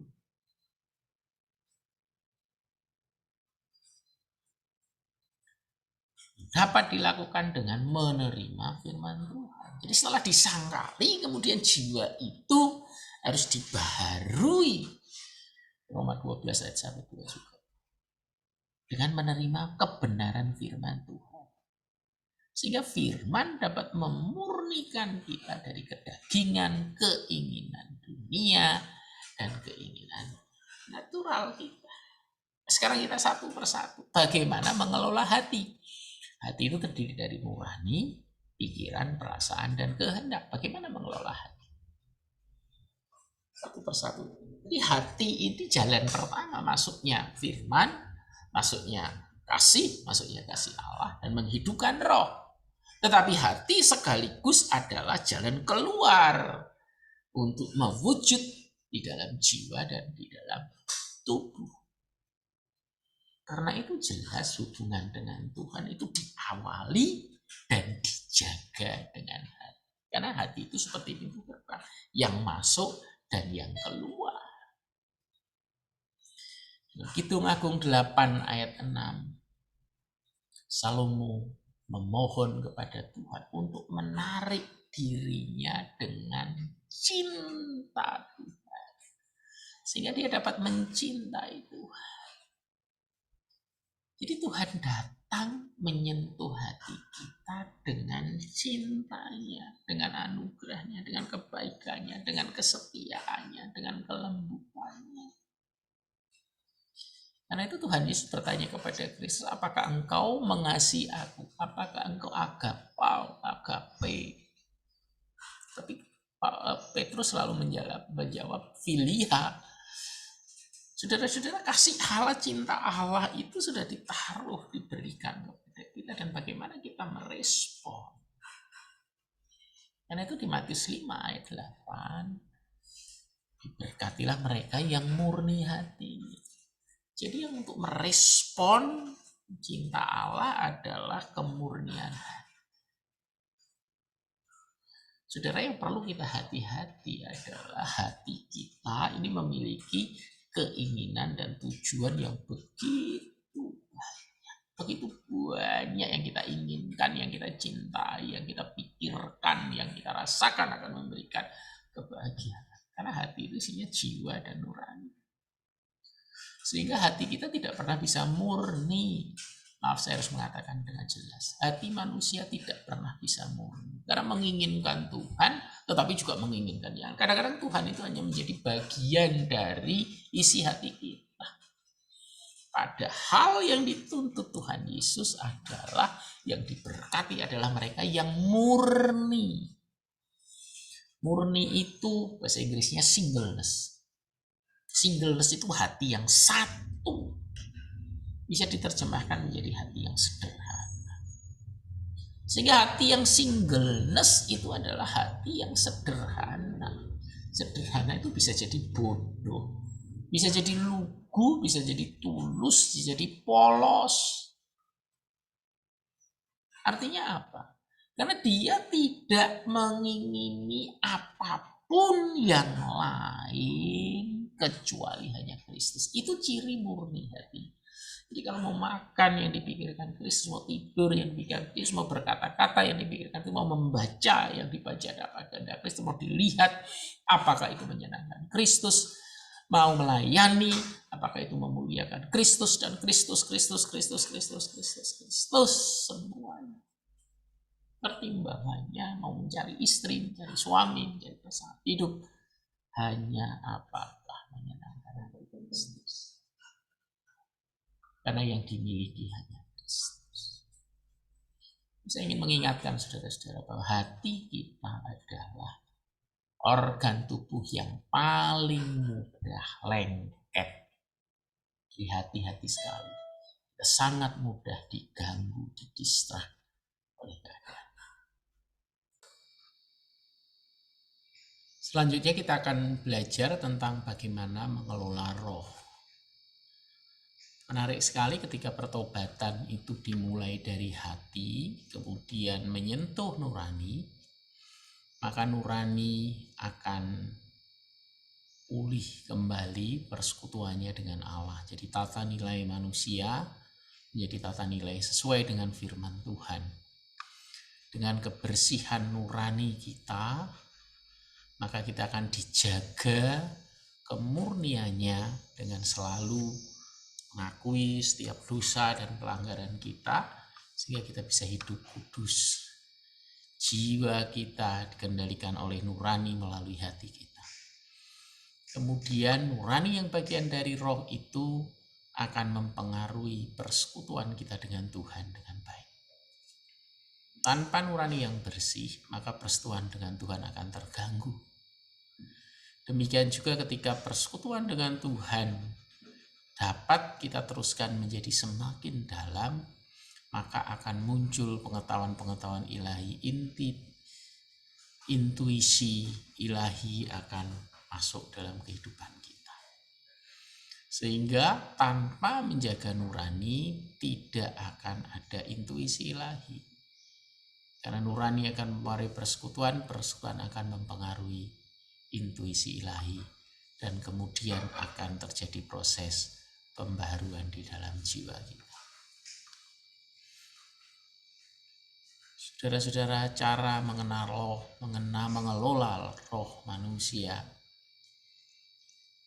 adalah ketika kehadiran Tuhan menyentuh hati, kemudian nurani, maka kita akan merasakan segala kesalahan, kekurangan, keberdosaan kita. Pada saat hati kita hancur, pada saat hati kita menjadi murni, menjadi single, menjadi rendah, maka nurani akan bekerja secara penuh. Kaitannya pertobatan adalah hati yang tersentuh, yang melembut, yang hancur, kemudian akan menyentuh kepada nurani. Sehingga nurani kita akan mulai terbuka dan menyadari akan kesalahan dan dosa, tata nilai yang salah selama ini, yang akan membawa kepada pertobatan. Inilah proses pembaharuan nurani. Kisah Rasul 24 ayat 18. Rasul Paulus menjelaskan, pembersihan nurani ini membebaskan kita dari tuduhan dan serangan dosa. Hukum nurani tidak mengenal piutang. Meskipun kamu punya piutang, tetapi selagi masih ada hutang, maka nurani akan menyelesaikan hutang itu lebih dahulu tanpa memperhitungkan piutangnya. Saudara-saudara, hati nurani tidak mengenal piutang, artinya ketika kita berhadap-hadapan dengan Tuhan, maka nurani kita akan melihat ketidaklayaan standar yang begitu rendah yang kita miliki dibanding dengan kemuliaan dan kekudusan Tuhan. Sehingga ketika kita memiliki piutang atau memiliki kebaikan kepada orang lain, itu pun tidak akan menghilangkan betapa ketidaklayakan kita di hadapan Tuhan. Sehingga orang bertobat itu cirinya adalah dia tidak akan membanding-bandingkan dirinya dengan orang lain dan merasa dirinya masih lebih baik. Tetapi dia akan membandingkan dirinya dengan tata nilai yang dari Tuhan, dan dia tidak akan pernah bisa masuk standar Tuhan. Karena itu pertobatan yang sejati, pertobatan yang masuk ke dalam ruang hati yang terdalam, selalu bercirikan kerendahan hati, tidak ada kesombongan. Saudara-saudara, ketika nurani sudah dibenarkan melalui pertobatan, melalui pengakuan dosa dan pembersihan dengan pembasuhan oleh darah Yesus, Ibrani 9 ayat 14, maka nurani kita akan menjadi bersih. Dan kita akan bisa mulai melayani Tuhan yang hidup itu dengan kuasa. Saudara-saudara, perhatikan benar bahwa alat yang kotor tidak bisa membawa sesuatu yang mulia, tetapi peralatan perkakas yang bersih saja yang layak membawa kemuliaan Tuhan. Saudara-saudara, berikutnya di dalam 1 Yohanes 1 ayat 1 sampai 7. Bagian roh, yaitu persekutuan terjadi dan terjaga oleh nurani yang baik. Jadi sekali lagi, nurani ini awal tetapi sekaligus yang menjaga kehidupan kita. Dan persekutuan kita juga terjaga oleh nurani yang baik. Karena ketika nurani kita penuh dengan tuduhan, penuh dengan keberdosaan, maka iblis bisa menuduh kita. Dan pada saat itulah hubungan kita, persekutuan kita dengan Tuhan rusak. Jadi persekutuan dengan Tuhan akan rusak ketika nurani kita tidak dalam kondisi bersih. Kita masih memiliki perasaan tertuduh. Karena itu persekutuan dengan Tuhan akan sangat tergantung pada keadaan nurani kita. Sehingga sebenarnya dua hal ini adalah satu. Karena saling berkaitan, nurani dengan persekutuan. Persekutuan akan rusak bila nurani sudah tidak murni lagi. Sedang nurani yang tidak murni akan menyebabkan persekutuan yang rusak. Jadi hanya dengan menyelesaikan masalah yang ada di dalam nurani kita adalah satu-satunya jalan untuk memperbaiki persekutuan dengan Tuhan. Jadi persekutuan terkait erat dengan kondisi nurani kita. Tetapi kalau kita lanjutkan, ternyata pengurapan atau intuisi atau hikmat ilahi itu juga terkait dengan persekutuan. Jadi kembali kalau persekutuan terkait dengan nurani sementara intuisi terkait dengan persekutuan, maka nurani yang murni dan transparan itu akan menghadirkan hadirat Tuhan, menghasilkan persekutuan yang bersempurna dengan Tuhan menuju kepada persekutuan yang pribadi, yang dalam, yang hidup bersama dengan Tuhan. Dan melalui persekutuan yang hidup itu, maka roh kita akan dapat memahami, mengerti dengan mudah kehendak Allah, hikmat Allah. Dan itulah fungsi pengurapan atau intuisi. Jadi sekali lagi, hanya dimulai dari hati yang lembut, nurani, yang murni, maka muncul persekutuan, dan persekutuan dijaga. Persekutuan akan semakin dalam dan bersifat sangat pribadi dan hidup. Dan melalui persekutuan yang berkembang dalam dan hidup itu, maka pengetahuan roh kita akan menjadi sangat mudah untuk mengetahui kehendak Allah. Dan disinilah fungsi intuisi terjadi. Saudara-saudara, dalam 1 Yohanes 2 ayat 27 menyatakan bahwa pengurapan Allah itu sudah menyatu di dalam diri kita. Ini menarik sekali. Sementara pengurapan adalah karya Roh Kudus di dalam roh manusia kita. Pengurapan memberikan kepekaan, satu petunjuk, satu hikmat secara langsung dari Tuhan. Inilah yang saya sebut dengan intuisi. Kalau kita trace kembali 1 Yohanes 1 mengindikasikan bahwa persekutuan dijaga dan disembunyikan dalam darah Yesus.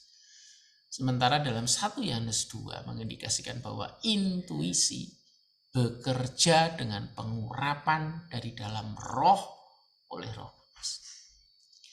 Jadi saat Roh Kudus mengurapi kita, maka Roh Kudus bergerak di dalam roh kita.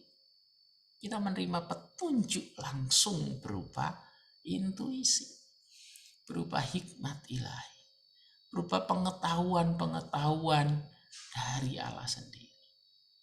Dan ketika kita melalui intuisi inilah kita akan mendapatkan pengetahuan dari roh, bukan pemahaman dari luar. Ini bedanya. Ini yang lahir dari roh, bukan dari jiwa, pikiran, perasaan, dan kehendak kita. Jadi ini adalah intuisi adalah sebuah pengetahuan dari di dalam roh kita. Sementara pemahaman dari jiwa adalah pemahaman dari luar yang berasal dari aktivitas pikiran, perasaan, dan kehendak kita. Dan itulah benih roh yang akan melahirkan. Saudara-saudara, 1 Yohanes 1 persekutuan harus dijaga. 1 Yohanes 2 ayat 27. Intuisi itu datangnya dari pengurapan Roh Kudus. Sehingga saudara-saudara baik persekutuan maupun intuisi tergantung pada hati nurani. Jadi hati nurani ini harus benar-benar mendapat perhatian utama kita. Ketika kita memiliki perasaan tertuduh, iblis bisa menggunakan itu. Dan segera selesaikan dengan mengaku dosa dan mendeklarasikan kuasa darah Yesus. Karena ketika nurani kita murni, persekutuan kita jalan, dan intuisi akan berjalan dengan baik. Saudara-saudara, inilah yang menjadi dasar Roh Kudus bisa bergerak dan mengurapi roh kita. Ini harus dipraktekkan setiap hari. Setiap hari kita harus menjaga nurani, hati nurani kita. Kita harus menjaga persekutuan dengan Tuhan. Dan kita akan memperoleh intuisi lain. Nah, kemudian bagaimana kita mengelola jiwa? Setelah masalah roh ini kita selesaikan, kemudian bagaimana jiwa kita? Bagaimana pikiran, perasaan, dan kehendak kita kelola? Saudara-saudara, kita ulang lagi bahwa ketika kita dijamah Tuhan, pertama kita harus melalui pintu hati. Kedua, kita harus melewati hati nurani. Ketika kita harus masuk ke dalam persekutuan dengan Tuhan, dengan memiliki hati nurani yang murni membuat tidak ada tuduhan apapun pada hati nurani kita. Sehingga kita bisa menikmati persekutuan yang transparan, yang dalam dengan Tuhan. Baru kemudian yang keempat, intuisi atau urapan akan terjadi pada ujungnya. Dan semua itu selalu didasari oleh penyucian darah Yesus. Saudara-saudara, yang menarik ada suatu petunjuk Tuhan bisa kita terima melalui intuisi di dalam roh. Sedang untuk memahaminya, kita membutuhkan pikiran dalam jiwa kita. Jadi produknya adalah produk roh. Tetapi untuk memahaminya, untuk menjabarkannya dibutuhkan jiwa. Jadi otoritas ada di roh. Roh jauh lebih tinggi otoritasnya dari jiwa. Karena itu di Roma 12 ayat 22 kita diingatkan tentang proses pembaharuan, transformasi pikiran. Saudara-saudara, Demikian juga Roma 8 ayat 6 mengingatkan kita bahwa keinginan roh adalah hidup dan damai sejahtera. Ini berarti bahwa pikiran yang dikuasai oleh roh akan menghasilkan hidup dan damai sejahtera. Kehidupan dan damai sejahtera yang sejati itu mengalir dari Roh Kudus. Saudara-saudara, kalau kita mau melihat dari Roma 7, kita melihat bahwa setiap usaha pikiran kita melakukan usahanya sendiri untuk mewujudkan apa yang dipikirkan, itu selalu gagal. Baru kemudian ketika kita membaca Roma 8, ketika pikiran itu bekerja sama dengan roh dan dikuasai roh, maka pikiran akan memasuki hukum baru yang lebih kuat dan lebih berkuasa daripada hukum dosa di Roma 7. Saudara-saudara, hukum baru ini terjadi karena Kristus yang telah tinggal di dalam roh manusia. Saudara-saudara, pikiran tidak berjalan dan kekuatan diri lagi, tetapi oleh roh yang di dalamnya Roh Kudus tinggal. Sehingga pikiran diatur oleh roh, bukan daging. Pikiran menerjemahkan dan melakukan benih roh, bukan daging. Disinilah kunci kemenangannya. Saudara-saudara, karena itu tanpa keinginan, kerinduan untuk taat, sangat sukar mengerti petunjuk dari Tuhan dalam intuisi. Yohanes 7 ayat 17. Tuhan tidak akan membuka pemahaman dari intuisi kalau kita tidak memiliki keinginan untuk taat. Jadi ketika kita siap untuk taat, kita akan bisa mengerti.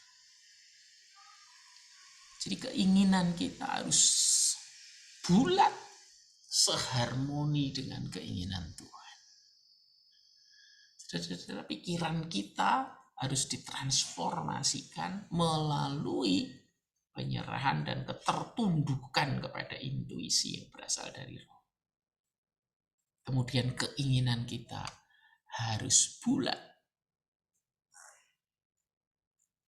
Karena bagi Tuhan itu pilihannya adalah kalau kamu mengasihi maka lakukan. Tetapi kalau kamu tidak mengasihi maka ikutilah jalanmu sendiri.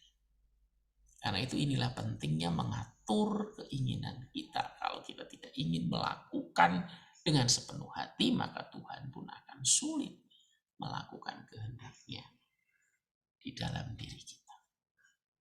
Kemudian ketika kita bicara tentang perasaan, itu tentang kehendak. Harus ada ketaatan. Kemudian tentang perasaan. Perasaan juga harus dikendalikan oleh Roh Kudus. Matius 10 ayat 37-39.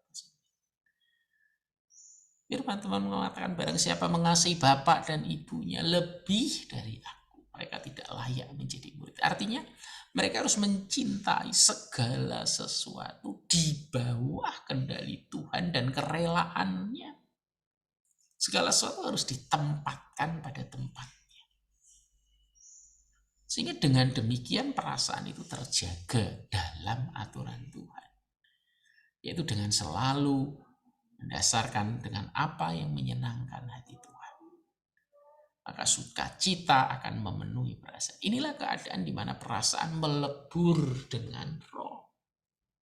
Karena perasaan dijaga dengan hanya mencintai apapun yang lain kecuali Yesus di bawah otoritas Kristus. Saudara-saudara, yang terakhir kita akan mendiskusikan tentang kalau roh Allah itu terus merindukan, mengalirkan intuisi di dalam roh kita yang kemudian mengalir ke jiwa dan terus ke tubuh kita. Nah, bagaimana membuat aliran roh itu terus-menerus lancar? Karena hambatannya begitu banyak. Sering kita merasakan kehidupan doa kita tidak ada kuasa. Kesaksian hidup kita kabur. Bahkan hidup kita sendiri dikalahkan oleh berbagai pencobaan atau tidak pernah mengalami kemenangan dalam hidup. Saudara-saudara, semuanya itu terjadi karena adanya kotoran atau ganjalan yang mengganggu aliran kehidupan di dalam diri kita yang mengalir dari Roh Kudus kepada roh kita, kemudian ke jiwa dan ke tubuh. Yang pertama yang harus diperhatikan benar adalah apakah masih ada tuduhan-tuduhan dalam nurani yang belum kita akui di hadapan Tuhan. Karena tuduhan itu harus segera dibereskan. Saat kita tidak berlaku benar dan adil terhadap sesama, saat kita menolak perintah Tuhan, ini akan mengotori hati nurani kita. Ketika ada perintah atau permintaan dari Tuhan yang kita rasakan jauh di dalam hati kita, tetapi kita tidak mau menjalani, maka nurani kita akan muncul tuduhan-tuduhan. Ini membuat nurani kita menjadi kotor dan tidak murni. Karena kita sudah melekat pada hal yang lain yang bukan perintah. Caranya tidak mungkin kita dengan kekuatan sendiri. Caranya adalah selesaikan kotoran itu dengan datang kepada Tuhan secepat mungkin untuk mengakuinya. Akui kesalahan kita. Akui penolakan kita akan perintah Tuhan. Akui kebebalan kita. Mengaku dosa. Kemudian mohon pengampunan dosa. Dan pembasuhan oleh darah Yesus. Saudara-saudara, mulainya selalu dari nurani. Nurani yang tertuduh, kita harus mau mengevaluasi diri. Datang kepada Tuhan, mengakui dosa itu, mohon pengampunan dan penyucian oleh darah Yesus. Saudara-saudara yang terkasih, kita harus juga membersihkan yang kedua, semua hal yang dikutuk Tuhan dari dalam hati kita. Karena kita tidak banyak yang murni hatinya, yang hanya bagi Tuhan. Saudara, banyak sekali orang yang mencari Tuhan dan kehendaknya bersamaan dengan keinginan-keinginan diri yang lain. Sehingga hatinya menjadi ruwet, tidak bebas, tidak murni, tidak polos, tidak tulus. Sehingga hati yang seperti itu harus segera dibersihkan. Agar tinggal Kristus saja yang ada di dalamnya. Jadi nurani hati terus. Kemudian ketika kita bicara tentang pikiran. Saudara-saudara pasti memiliki pengalaman yang sama. Setan itu sering membutakan pikiran. Ketika kita mendengar firman Tuhan, merenungkan firman Tuhan, tiba-tiba pikiran kita melayang-layang memikirkan hal yang. Sehingga firman itu tidak bisa kita tangkap maknanya. Karena pikiran kita dibutakan oleh imajinasi kita di dalam otak kita. Karena itu segera akui dosa.